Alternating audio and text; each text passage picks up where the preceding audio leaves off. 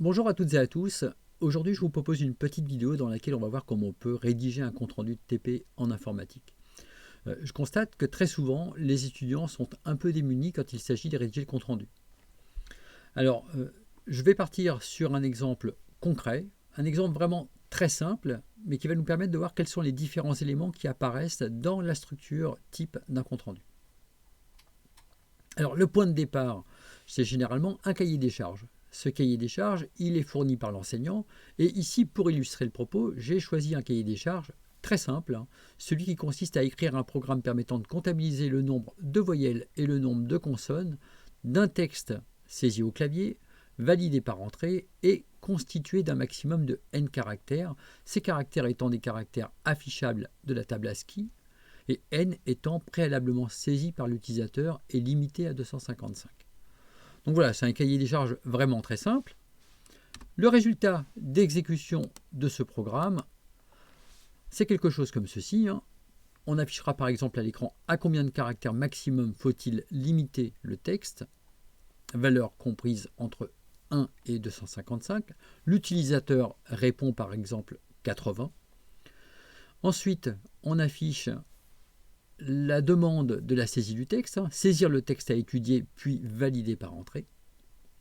Le texte saisi par exemple « J'aime programmer en langage C », se terminant par un point, validé par entrée. Le texte saisi contient 10 voyelles et 15 consonnes. Ça, c'est donc le résultat affiché par le programme. Bien, alors, pour réaliser le compte-rendu correspondant à ce petit sujet,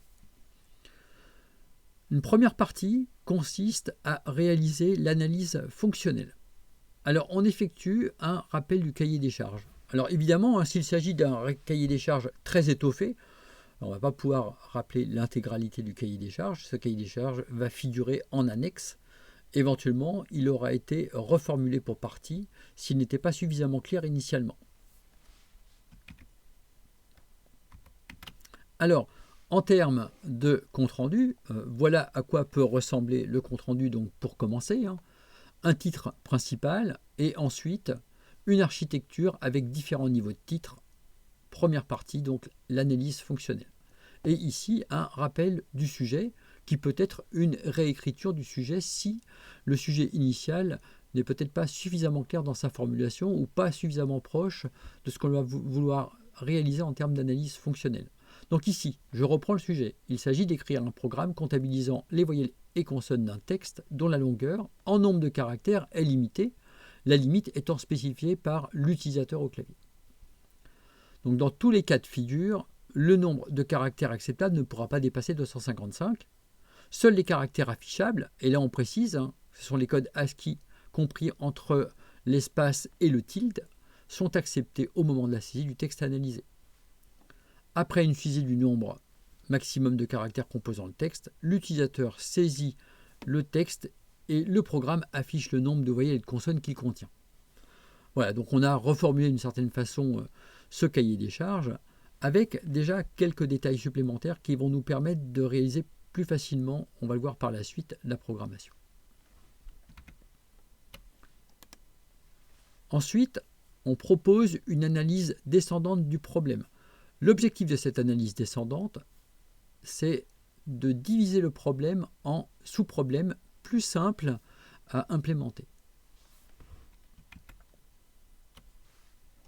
Donc, si je réalise l'analyse descendante de ce problème, j'ai donc une résolution du problème général qui représente l'écriture de ce programme peut être effectuée avec la décomposition suivante.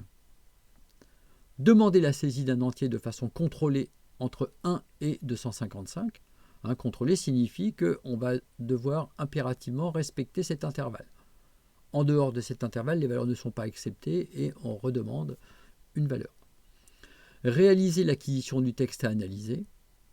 On va également devoir réaliser l'analyse du texte pour comptabiliser ensuite le nombre de voyelles et de consonnes qu'il comprend. Et enfin, afficher le résultat. Alors, à noter qu'ici, on a des sous-problèmes qui sont des sous-problèmes très simples, qui ne nécessitent pas d'avoir pour eux-mêmes une décomposition qui permettrait encore de simplifier l'approche de chacun de ces sous-problèmes. Mais bien sûr, ça c'est quelque chose qui peut être nécessaire. Quelquefois, vous avez un sous-problème qui est déjà quelque chose de très complexe et que l'on va devoir à nouveau diviser avec une analyse descendante, avec comme ça plusieurs niveaux de descente. On procède ensuite à la décomposition fonctionnelle qui repose tout à fait sur l'analyse descendante qui a été effectuée précédemment. Donc cette décomposition fonctionnelle, elle est déduite immédiatement de ce que l'on vient de voir et elle résulte comme ceci, de la mise en place donc une action principale qui est donc notre programme au sens large de l'analyse d'un texte avec l'affichage du nombre de voyelles et de consonnes qu'il comprend.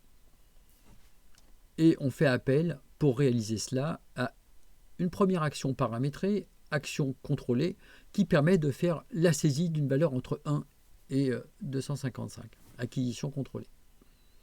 Ensuite, une autre action paramétrée qui va permettre de réaliser la saisie du texte avec une taille limitée et une saisie par entrée pour validation et des caractères qui sont uniquement des caractères affichables.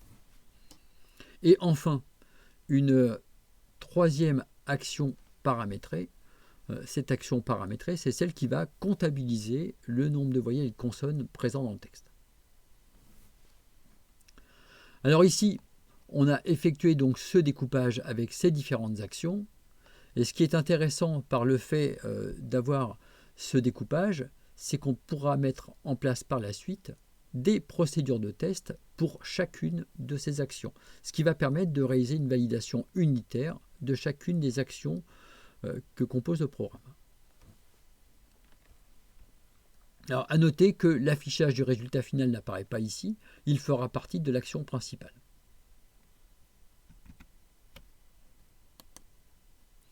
Alors, la deuxième partie, elle s'intéresse maintenant à la réalisation des différentes actions paramétrées.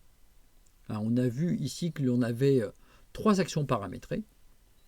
Et donc, cette réalisation des différentes actions paramétrées, elle commence par les actions paramétrées les plus simples, c'est-à-dire celles qui sont situées complètement en bas de la décomposition fonctionnelle. Alors, sur la décomposition fonctionnelle que j'ai proposée, il n'y a finalement que 2 niveaux, l'action principale et ensuite un premier niveau d'action paramétrée.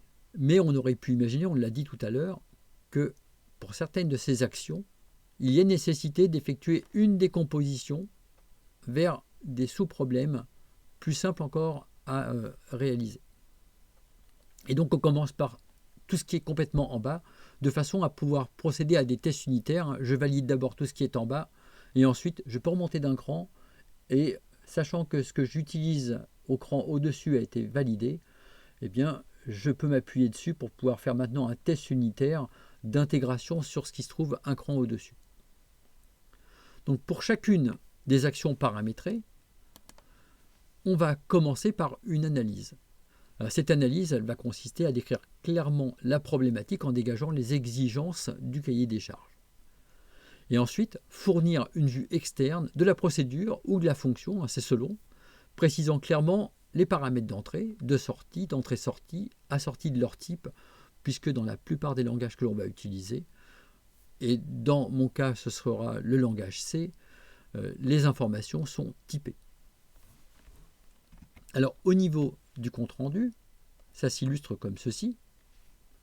Donc la réalisation des différentes actions paramétrées, et je commence par l'action paramétrée qui se trouve complètement en bas donc de ma structure de décomposition fonctionnelle, l'action paramétrée acquisition contrôlée. On commence par effectuer donc cette phase d'analyse. Donc il s'agit d'effectuer la saisie d'un entier compris entre 1 et 255. La valeur maximale est définie comme constante globale sous l'intitulé NBMaxCar. Ça, c'est une bonne habitude. Lorsqu'on a des constantes, ici par exemple la valeur 255, il est plutôt bon de la définir avec, par exemple en C, soit une constante, soit un define, qui nous permettra, si le besoin apparaissait, de changer la valeur. Ce n'est pas absolument indispensable, mais ça peut être utile. Les points critiques, c'est d'alerter l'utilisateur en cas d'erreur de saisie, de répéter la saisie en cas d'erreur, c'est-à-dire dans le cas d'une saisie en dehors de l'intervalle, mais également lorsque la saisie, par exemple, fait appel à une séquence de caractères qui n'est pas un nombre. Et enfin, il faudra tester les valeurs aux limites pour vérifier qu'on est bien dans l'intervalle. Alors, le résultat de cette acquisition contrôlée, c'est une grandeur scalaire, simplement ici un entier, et donc on choisit d'écrire une fonction qui renverra la valeur saisie. Alors, on procède ensuite en fournissant une vue externe de la procédure ou de la fonction. La vue externe, la voici ici. Donc ça, c'est une représentation parmi d'autres du type de celle que l'on a choisi d'avoir à l'IUT à Nantes. Donc, l'acquisition contrôlée, c'est donc un bloc fonctionnel qui fournit un résultat sous la forme d'un entier. Donc là, c'est le formalisme que l'on utilise pour une fonction. Donc ensuite, on peut proposer un algorithme pour cette fonction. Dans cet algorithme, on fera apparaître trois parties importantes. La signature de l'action paramétrée, un environnement et l'algorithme à proprement parler. La description algorithmique. Dans le cas présent, voilà ce que ça donne. Donc l'algorithme. Donc on précise éventuellement quelques éléments sur la façon dont cet algorithme a été écrit. Ici, on a besoin de réaliser au moins une saisie et ensuite, en fonction du fait que le résultat soit correct ou en erreur, on répète la saisie jusqu'à obtenir une valeur convenable. Pour faire ça, on utilise une structure répétitive qui, dans la plupart des langages, correspond à une structure de type faire tant que la condition donc, du bon intervalle n'est pas vérifiée, qui permet donc d'assurer au moins une itération. Ensuite, on utilise un langage algorithmique. Alors ici, ça correspond à ce qu'on a défini comme langage algorithmique pour Nantes. La plupart du temps, le langage algorithmique utilisé est semblable à cela. Ici, j'ai ajouté un environnement global. C'est donc pour la définition d'une constante pour la limite maximale de 255. Ensuite, on fournit ce qui correspond ici donc au prototype de la fonction. Donc la signature algorithmique de la fonction. Donc c'est une fonction, acquisition contrôlée, qui ne prend pas de paramètres, donc je mets une parenthèse ouvrante, une parenthèse fermante tout de suite, et qui retourne un entier. Dans l'environnement, je viens préciser les variables constantes que j'utilise dans l'algorithme. Ici, juste une variable n, qui est une variable entière. L'algorithme à proprement parler commence par un début, se termine par fin. Et donc ici, l'algorithme sur lequel je ne vais pas rentrer dans les détails parce que ce n'est pas l'objectif, mais l'objectif c'est de bien montrer qu'on présente l'algorithme dans sa totalité et surtout, on ajoute également des commentaires dans cet algorithme pour clarifier certains points. Ça, c'est quelque chose d'important. Bien, poursuivons. Donc, à la suite de l'algorithme, on propose le codage de la fonction. Alors ce codage, il se fait dans le langage imposé, puisque pour l'instant, jusqu'ici, on a fait abstraction du langage. Ce codage, il doit également être documenté, par exemple avec des balises d'oxygène si vous programmez en C, mais ça peut être du Javadoc si vous êtes en Java.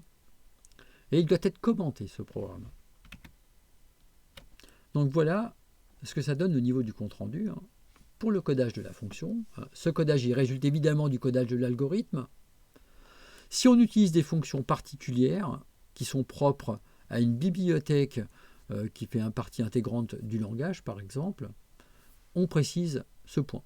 Donc ici, par exemple, moi j'ai utilisé une fonction qui permet de vider le buffer et qui s'appelle fflush_stdin, qui est présent dans la bibliothèque stdio en langage C. Je précise le prototype de la fonction avec des balises d'oxygène.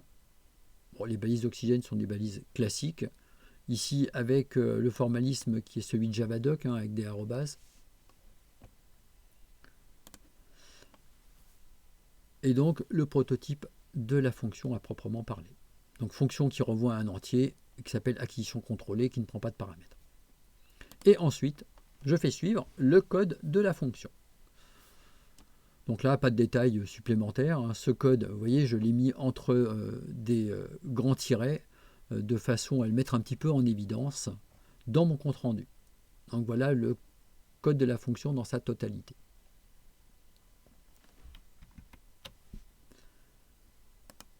Ensuite, on procède au test.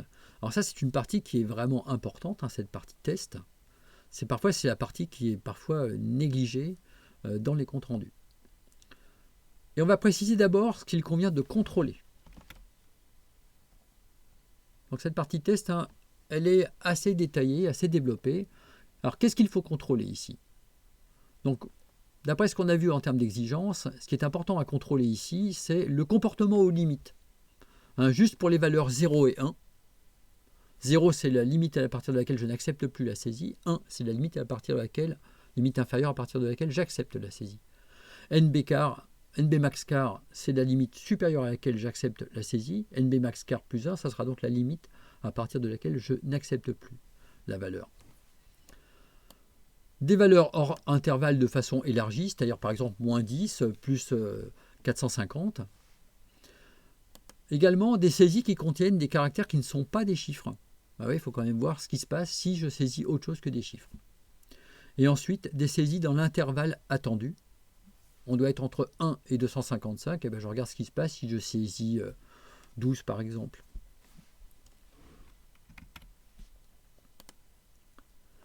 Ensuite, on va décrire la procédure de test à proprement parler, qui va s'appuyer sur cette analyse qui vient d'être effectuée. Donc, une explication sur la façon de mener les tests et la fourniture de vecteurs de test et d'un code pour les tests. Donc, procédure de test à proprement parler. Donc, il s'agit d'une fonction et c'est une fonction qui nécessite une saisie par l'utilisateur. Ça veut dire que je ne peux pas automatiser tout ça avec des vecteurs de test et donc une fonction de test qui va permettre comme ça de valider à partir des vecteurs le résultat et de voir si on obtient les valeurs escomptées. Là, ça se base donc sur des saisies de l'utilisateur. Donc ici, je fais le choix d'une procédure de test que j'écris pour réaliser des tests pour 3 séries de valeurs différentes qui vont impliquer évidemment 3 succès, puisque je vous rappelle que la saisie se termine de façon obligatoire sur un succès. Il faut avoir saisi une valeur dans le bon intervalle pour que ça puisse s'arrêter. Donc 2 séries pour des valeurs aux limites et une dans l'intervalle. Alors, ces 3 séries de valeurs, je les choisis de façon intelligente pour qu'on ait couvert à peu près tout ce qui était nécessaire. Dans la première, -5, 0, 1, ça me permet de tester tout ce qui se passe en dessous de l'intervalle. Juste au bord de l'intervalle de chaque côté. Ensuite, deuxième série 300, 256, 255, même principe, mais en valeur supérieure. Et enfin, je regarde ce qui se passe lorsque je saisis des éléments qui ne sont pas des valeurs numériques et lorsque je saisis une valeur dans l'intervalle pour finir. Je propose un code pour la procédure de test. Ici, donc, une procédure void valide acquisition contrôlée. Et j'écris un code comme ceci qui va me permettre de répéter 3 fois la même chose pour 3 séquences de tests différentes avec l'obligation pour l'utilisateur de saisir les valeurs qui ont été précisées au niveau des vecteurs de test dans cette procédure de test.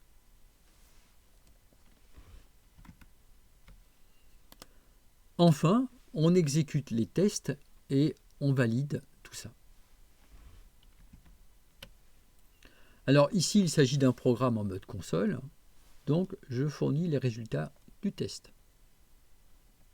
Donc avec les différentes valeurs respectant les saisies qui ont été proposées au niveau des séries. J'en fais une petite analyse.